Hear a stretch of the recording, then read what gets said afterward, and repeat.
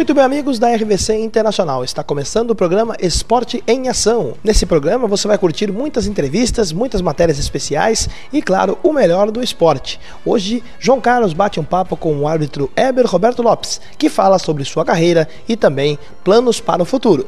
Muito bem, amigos, estamos juntos mais uma vez aqui na RVC com uma programação especial para falar de esportes. O meu convidado é paranaense, ele apita há muito tempo futebol, desde 2002 integra o quadro da FIFA. Já apitou inclusive os jogos da eliminatórias e a final da Copa do Brasil, o jogo entre Figueirense e Fluminense. Em relação a eliminatórias, apitou uma goleada do Paraguai. Na verdade, ocupa uma posição que muita gente gostaria de apitar. Meu convidado é o Heber Roberto Lopes. Tudo bem, Heber?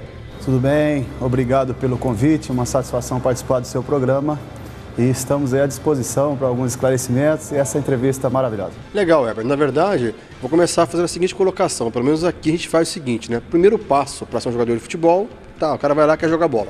Não deu certo, ele tem que ser jornalista, né? Isso pelo menos foi o meu caso. E alguns tentam apitar futebol, que eu acho a mais difícil de todas. E você, como é que teve a ideia de se tornar um árbitro? Jogou bola antes? Como é que foi? Bom, na verdade, eu comecei bem cedo na atividade, né? Não em jogos oficiais, mas em jogos amadores, jogos de categorias menores, aonde no bairro onde eu nasci, a famosa Vila Recreio, lá em Londrina, no interior do estado do Paraná, eu morava próximo de um campo de futebol society, esse 8 contra 8, né? E uma determinada empresa jogava todo sábado e eu acompanhava essa empresa, com apenas 13, 14 anos, acompanhava, ajudava a carregar as bolsas, buscava água para os jogadores, fazia de tudo um pouco. E um determinado sábado faltou o companheiro que apitava os jogos. E o seu José, que era o responsável por esta empresa e por essa equipe amadora, chegou até a mim com um apito e me entregou o apito. E eu falei, não, o senhor está de brincadeira, eu jamais peguei um apito e eu sou muito novo e de repente se há alguma confusão aqui, eu falei, não, pode ficar tranquilo. O adversário já está ciente que você vai apitar o jogo e você tem total segurança, pode atuar. E a partir daquele dia eu apitei e gostei do negócio. Você tinha quantos anos naquele dia? 14 anos por aí, 13 para 14 anos. Mas era uma coisa que não passava pela sua cabeça? Não, jamais. Eu até jogava bola como qualquer criança na escola, em alguns clubes que a gente é sócio, né? Clubes sociais, mas nada profissional e nem em time profissionais. E a partir daquele sábado, todo sábado eu apitava esses jogos. E aí depois surgiu o convite de uma pessoa que passou próximo desse campo para mim fazer a inscrição na liga local, depois fazer a inscrição para apitar futebol de salão, enfim, aí a coisa começou a criar um corpo e nós estamos aí hoje, até os dias de hoje, inserido nessa missão árdua que é ser árbitro de futebol. E daí foi pegando paixão, gosto, é isso, pela arbitragem? Aí foi despertando, né, uma coisa interior que você vai a cada dia que passa melhorando e a cada dia que passa foi, vamos dizer assim, eu fui tendo jogos melhores, eu fui aumentando de categoria, por exemplo, eu apitava pré-mirim, infantil, dali a pouco eu já estava no juvenil, dali a pouco eu já estava no adulto, dali a pouco eu já estava fazendo curso para apitar jogos entre cidades, próximas ali de Londrina, quer dizer, então a coisa foi criando um corpo e eu fui pensando comigo, falei, poxa, eu acho que eu levo jeito e algum dia eu vou buscar alguns voos maiores. E aí estamos aí até a data de hoje e, consequentemente, após esse segmento apitando, eu deixei, obviamente, de atuar como jogador e obviamente, a coisa partiu mais para a arbitragem e não como atleta. O profissional, seja que área que for, engenheiro, médico, advogado, ele fala assim, teve um fato que foi o upgrade na minha carreira, foi aquele dia que a coisa realmente aconteceu. Você tem uma data ou que falou, daqui para frente as coisas começaram a acontecer? Como foi isso? Tem, vamos entrar já no profissional, vamos dizer assim. Em 99 eu me profissionalizei em 94, e em 99 eu tive a oportunidade de apitar a decisão do Campeonato Paranaense profissional. E a partir de 99 as coisas tiveram assim um boom assim na carreira. Eu comecei a ter oportunidades em jogos que eu jamais assim imaginaria que aquilo ia acontecer tão rápido, né? Em 99 eu estava apitando somente os jogos do Campeonato Paranaense e alguns jogos da Série C, porque naquela época não tinha nem Série D ainda, Série C, e algum joguinho que eu beliscava na Série B e muito contente. E após aquela final, o comandante da arbitragem nacional era o senhor Armando Marques E a nossa decisão foi transmitida por uma emissora via nacional, o Campeonato Paranaense foi transmitido para o Brasil todo. E o seu Armando assistiu esse jogo e ele viu que o desempenho foi uma coisa assim que ele estava buscando, jovens árbitros, buscando dar uma mesclada com a arbitragem brasileira. E eu tive a oportunidade de, naquele momento, ele estar colocando a sua televisão naquele canal. E depois daquilo, graças a Deus, eu já comecei a apitar jogos da primeira divisão, já tive uma conotação melhor. Já apitei também vários jogos importantes em outro estado como convidado, não era do quadro da FIFA ainda, era do quadro da CBF. Então eu fui buscando novos horizontes. Então hoje, analisando desde o início da carreira até a data de hoje, eu posso dizer que 99 foi uma data especial para que as coisas tomassem outro rumo. Agora, o que chama a atenção aqui com a gente é o seguinte, normalmente fala assim, o profissional para dar certo em outras profissões é ideal que esteja no eixo Rio-São Paulo. A gente percebe que na arbitragem não, nós temos ótimos árbitros do Paraná, do Rio Grande do Sul. O que acontece? Isso pela dificuldade de formar grandes profissionais?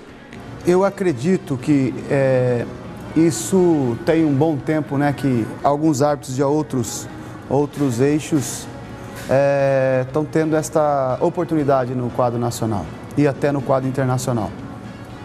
Acontece que as oportunidades e as vagas, elas são limitadas. Nós temos aí 3 grandes árbitros hoje no São Paulo, vamos dizer, Paulo César, Seneme e o Salvo, que são do quadro internacional, e mais outros que são do quadro da CBF. Então, por exemplo, por que destaca, às vezes, um árbitro de fora do eixo Rio-São Paulo? Porque o Paulo César dificilmente vai apitar um Flamengo e Corinthians. Por quê? Ele é de São Paulo, né? E árbitros fora desse eixo Rio-São Paulo têm essa oportunidade de apitar esse jogo. Então, é um dos motivos, eu digo Flamengo e Corinthians, como eu poderia dizer Santos e Fluminense, Botafogo... Todos os principais clássicos do São Paulo tem que buscar o árbitro do outro estado. Dos principais jogos, por exemplo, envolvendo esse estado, esses 2 estados, consequentemente, são árbitros de outros estados. Por exemplo, tem Grêmio e Cruzeiro. Paulo César está apto a apitar esses jogos. Então, no brasileiro, o fato de você regionalizar faz com que árbitros de, vamos dizer assim, fora do eixo Rio-São Paulo apitem jogos de importância por causa da filiação do árbitro daquela federação. Tá certo. Então, na verdade, como acontece na vida de qualquer um lado profissional, no campeonato regional ele é grande vitrine. Sem Aí dúvida. Você tem que entrar agora. Sem como dúvida. Tudo na vida também, difícil acho que não é entrar, é permanecer, não é isso? É aí onde eu tinha quase certeza que você ia reafirmar essa situação. Não é fácil você simplesmente ser colocado para dirigir um jogo de uma envergadura desse nível que eu te disse. O mais difícil é você continuar sendo escalado por essas equipes no campeonato nacional. Então, o desempenho depende do seu desempenho, depende do trabalho em equipe. Quer dizer, são muitos fatores que envolvem você apitar e continuar apitando grandes jogos no Campeonato Brasileiro. A gente precisa entrar aqui em detalhes, eu acho, pelo que eu já acompanhei e já vi, que o árbitro deveria ganhar mais pelo que faz. Mas independente disso, você teve apoio da família? Ninguém falou assim, você está louco, para com isso, esse não é o melhor caminho, ou a família te apoiou? Não, no começo mesmo, lá naqueles primeiros jogos de sábado que eu te disse aqui na entrevista, a minha mãe, ela sempre foi a favor. Ela sempre apoia, até hoje ela apoia, graças a Deus. Mais envolvida no processo todo. Hoje um pouquinho mais, né? Porque geralmente eu vou e falo o nome dela, né? Dona Ursulina, que está lá em Londrina, eu sempre friso o nome dela, que é uma pessoa que me deu apoio. Alguns irmãos, nós somos em 6 no total, alguns irmãos meus, eles eram contra. Primeiro porque eu tinha 14 anos, tinha uma idade que não era normal uma pessoa de 14 anos apitar jogos de adultos, mesmo que alguns jogadores mais veteranos, uns jogos entre equipes amadoras, não tinha nenhum envolvimento de pontos, não tinha classificação, não tinha nada disso, era uma coisa, um amistoso praticamente. Mas você sabe que quando a bola rola, nós presenciamos por aí irmão batendo irmão e vai por aí.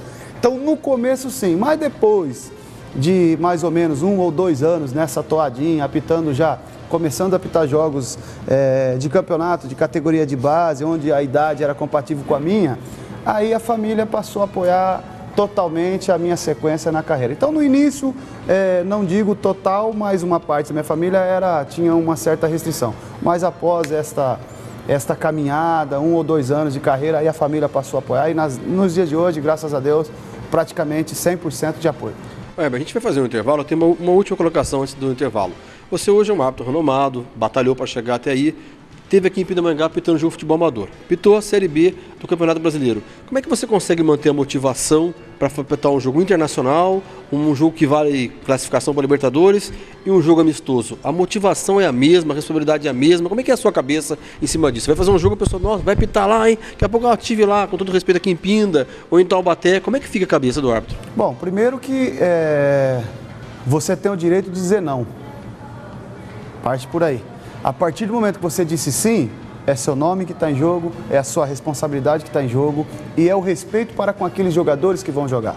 Então, independente de ser Série A, Série B, Série C, partidas amistosas, decisões de campeonatos amadores, eu creio que são jogos e ali envolve-se, primeiro, seres humanos, né? Então, a partir do momento que você respeita o ser humano, eu tenho certeza que a coisa vai dar andamento. A motivação é a mesma motivação. Por quê? Você está fazendo aquilo que você gosta. Eu disse até numa entrevista, antes de vir apitar aqui em Pindamonhangaba, para uma emissora, que a responsabilidade e o respeito para com o público, para com o município, você vai conhecer novas pessoas, vai conhecer novos lugares, então isso não tem preço que pague. É obviamente que você tem a sua remuneração como profissional daquela atividade, mas a partir do momento que você falou sim, vamos deixar de lado esta remuneração e vamos colocar em jogo o seu nome, o seu respeito, a sua índole e obviamente a sua profissionalização e o seu sentido de ir lá e dar o seu melhor.